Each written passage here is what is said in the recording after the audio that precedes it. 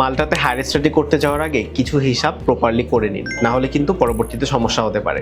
কেন বললাম একটু বুঝিয়ে বলি। মাল্টাতে সাধারণত একজন স্টুডেন্টের লিভিং কস্ট এবং ফুড কস্ট সহ মান্থলি আপনার ধরুন 500 থেকে 600 ইউরোর মতো খরচ হয়ে থাকে। এখন আপনি এই টাকাটা কি বাসা থেকে নিয়ে আসবেন?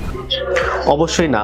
যেহেতু মাল্টাতে পার্ট টাইম জবের অপরচুনিটি বেশ ভালো, সেক্ষেত্রে আপনি পার্ট টাইম জব করেই আপনার লিভিং কস্ট, ফুড কস্টের পাশাপাশি বেশ অনেকটা টাকা জমাতেও পারবেন। লাইক আপনাকে একটু ক্যালকুলেশনটা বুঝিয়ে দিই। মাল্টায় পার্ট টাইম জবের মিনিমাম ওয়েজ পার আওয়ার 8 থেকে 10 ইউরোর মতো।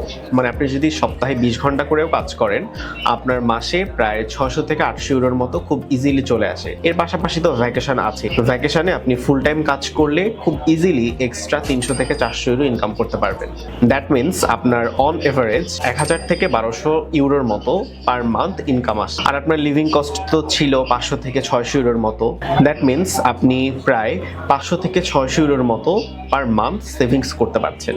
আর মাল্টা যেহেতু একটি ট্যুরিজম বেসড কান্ট্রি, সেক্ষেত্রে এখানে হোটেল, ক্যাফে এবং রিটেল জবগুলো খুব ইজিলি পাওয়া যায়।